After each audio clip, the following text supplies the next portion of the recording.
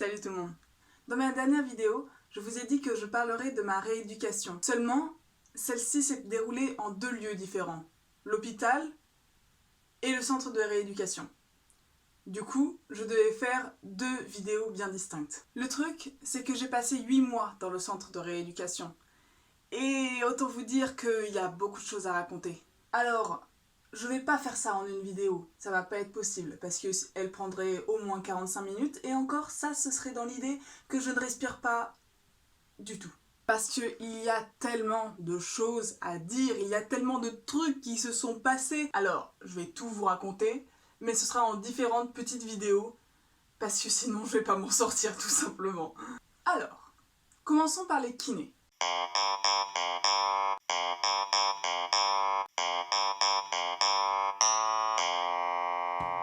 Il faut savoir que dans cet établissement, lorsqu'on présente son CV, qu'on veut avoir un job, que ce soit infirmière, kinésithérapeute, ergothérapeute, n'importe quoi, s'il n'y a pas la capacité à sourire facile qui est marquée sur le CV, ils ne vous prennent pas. C'est-à-dire que tous les gens autour de moi avaient la banane.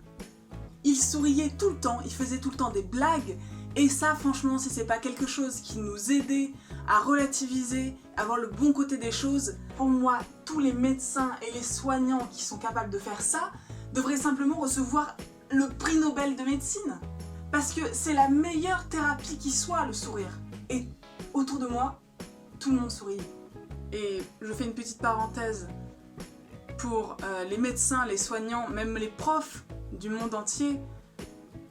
Si vous ne donnez pas à votre patient ou votre élève l'envie d'apprendre par le rire, par la discussion, par la nouveauté, par son implication aussi, sa personnalisation de l'exercice, vous n'arriverez à rien. Parce que on n'apprend pas avec sa tête, on apprend avec son sourire. Et moi, ce sourire, putain, qu'est-ce que je l'ai consommé là-bas. Il faut savoir que la rééducation, ça se fait par paliers.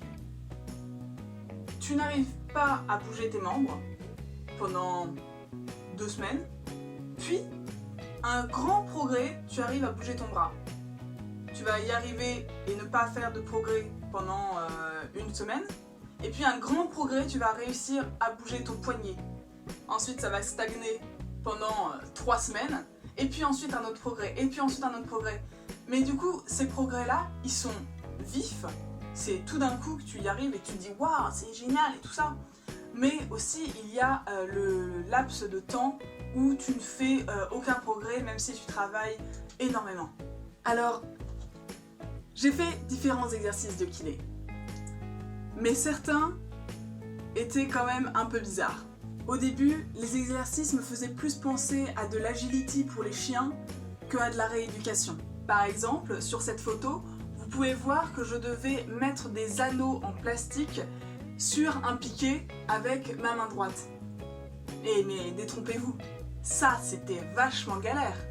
Parce que ça veut dire ouvrir la main, prendre l'anneau, fermer la main, le mettre exactement, donc jouer avec le coude, donc déplier son coude, bien le mettre sur le pic, et ensuite ouvrir la main, ça c'était impossible, et la reprendre, la relâcher.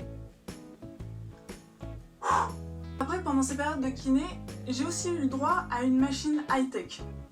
C'est-à-dire, alors je ne me souviens plus du tout comment elle s'appelle, cette machine, mais franchement, elle était trop ouf. Je m'assieds dans un fauteuil, et il y avait une sorte de bras robotique, comme ça. J'attachais du coup mon coude, mon poignet, mes doigts, et il y avait un écran devant moi. Sur cet écran, il y avait des jeux, comme par exemple un petit verre d'eau qui devait ramasser toutes les gouttes qui tombaient du ciel. Bon.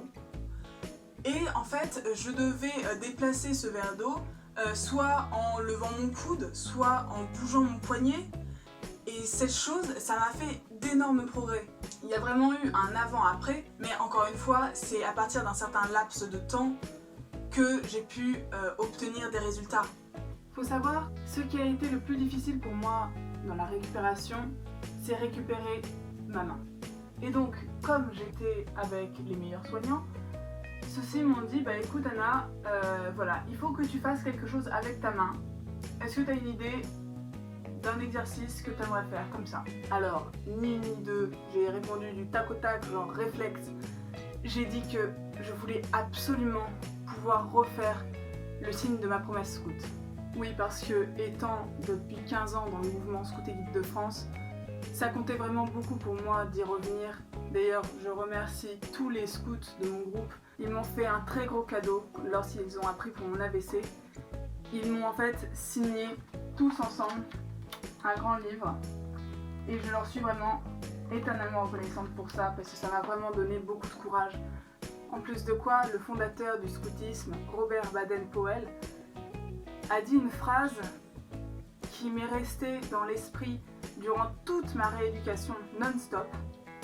Une difficulté n'en est plus une du moment où vous souriez et où vous l'affrontez.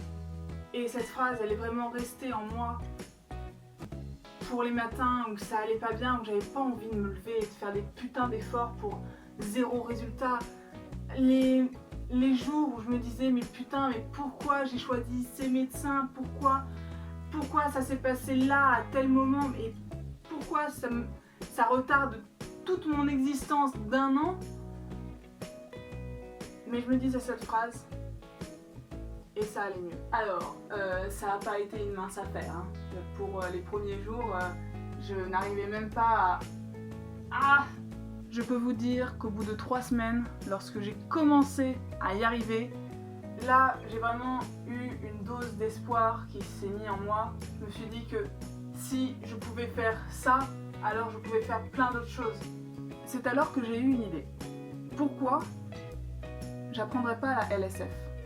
La langue des signes française est une des plus belles langues du monde. J'ai appris l'alphabet LSF, j'ai appris quelques mots. Je ne permettrai pas de prétendre que aujourd'hui je parle la langue des signes française, que j'ai beaucoup de vocabulaire et tout ça. Et non. Moi je suis novice. Hein. Point de vue rééducation, le simple fait d'apprendre l'alphabet, ça m'a rendu service quand même au niveau de la main. Mais post-rééducation, j'ai continué à apprendre la LSF et j'ai découvert un monde mis sous silence qui me passionne encore aujourd'hui en fait. Surtout que, entendons-nous bien, moi il y a quelques mois, je ne savais plus tenir une conversation. Et là, je découvre une langue qui tient justement sa conversation par les expressions faciales, la gestuelle, et qui a du vocabulaire beaucoup plus simple que cette putain de langue française. On est bien d'accord? Oui, parce que c'était au même moment que je me prenais le chou avec les synonymes, antonymes, etc. chez l'orthophoniste. Alors, simplifier mon vocabulaire par des signes, des expressions. Et si en plus ça pouvait me rendre ma main le plus rapidement possible et m'amuser avec ça, ça m'allait bien. Sinon bien sûr comme tous les jours il y avait des étirements parce que mon coude ça me faisait mal lorsqu'il était tendu. Il y avait des exercices d'équilibre. Il y avait donc des exercices pour mon bras et des exercices pour ma jambe. Oui, car je n'étais pas capable de me mettre seulement sur le pied droit. Tout mon appui était dans ma jambe gauche en fait. Alors imaginez que je sois seulement en équilibre sur mon pied droit. Ah là, préparez l'arnica, hein, parce que je vais me péter la gueule. Hein. Dans les exercices pour ma jambe, je devais travailler sur mon équilibre, ma démarche, pour mon genou. Pour mon genou, en fait, c'est simplement que quand on marche, on ne déplie pas son genou entièrement. On en déplie 85%, 90%. Mais en fait, quand on le déplie entièrement, on est en hyperextension. Et ça peut porter préjudice pour plus tard. C'est-à-dire quand vous serez vieux, si vous êtes tout le temps en hyperextension, ça vous amène de l'arthrose. Et moi, j'avais pas trop envie de tenter ça. Ouais, ça... non, ça me dit pas, non. On faisait aussi du coup des exercices sur mes appuis pour ce qui est de la démarche, parce que, ouais, je marchais comme un pirate. Et c'est fou, je trouve, moi, à quel point on ne se rend pas compte dans la vie courante, quand on n'a pas de problème moteur, à quel point marcher, c'est dur en fait. Il faut poser le talon. Mais attention, avec le genou, il ne faut pas que ce soit le genou tout droit en hyper-extension, donc le genou un peu plié. Ensuite, basculer un peu sur l'aile, je sais pas comment ça s'appelle, se rattraper sur ses orteils et sur le plat de la jambe, puis ensuite plier le genou, donc tendre un petit peu la cheville, et puis à passer de l'appui sous sa frontale, sous les orteils, et ensuite ça devient pas un peu plus. C'est un mécanisme, le corps est un mécanisme de ouf en fait. Chaque jour, vous utilisez un prototype qui est génial. C'est-à-dire que si vous voulez, vous pouvez aller d'un point A à un point B. Si vous voulez, vous pouvez prendre un objet qui n'est pas ici, qui est sur la table d'en face. Et ça, mais c'est dingue. On marche tous les jours. Donc c'est devenu une habitude. Donc on n'y fait plus attention. Mais bordel les gens. Vous arrivez à bouger votre corps. Vous arrivez à reproduire des gestes que vous avez appris quand vous étiez tout petit. Et qui feront de vous la personne que vous voulez devenir en fait. Parce que c'est par nos gestes, c'est par nos actions qu'on devient qui on est. Ça, je m'en suis rendu compte en rééducation. Tout le monde oublie la chance qu'il a. Alors, pour simplifier ma marche, étant donné que j'avais beaucoup de spasticité dans la cheville, je n'arrivais pas en fait à redresser mon pied totalement. J'avais le pied qui frottait et c'était vraiment handicapant. Donc du coup pour ça, on m'a mis un redresseur de cheville.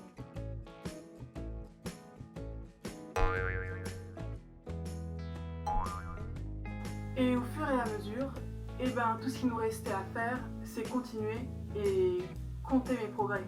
Pour ça, c'était très simple. On allait dans le couloir avec ma kiné et elle avait en fait une sorte de roue qui, lorsqu'elle la faisait rouler au sol, ça a calculé en fait le nombre de mètres qu'on avait fait.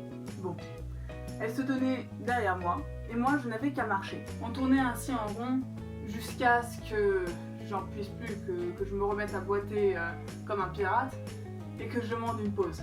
Au départ, cette pause, c'était après un aller-retour dans le couloir, mais ensuite ça en a été 2, ensuite 3, ensuite 4, ensuite 5, ensuite la kiné avait un autre patient, donc je me mettais sur une planche à bascule en bois et j'essayais de ne pas me casser la gueule.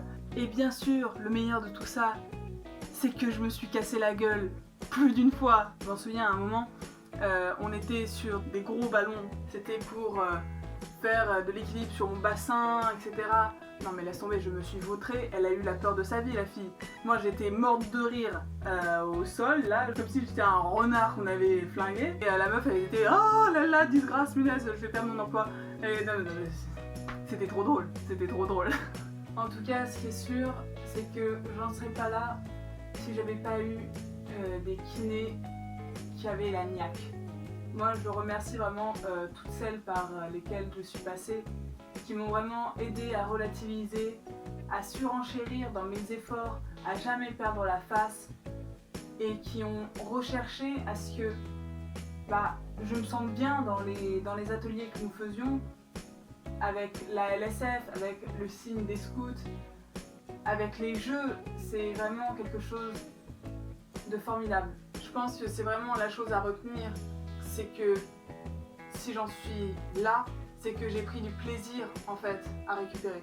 En attendant, merci d'avoir suivi cette vidéo jusqu'au bout et mangez du chocolat. Et c'est tout ce que j'ai à dire. Allez, cordialement les gens.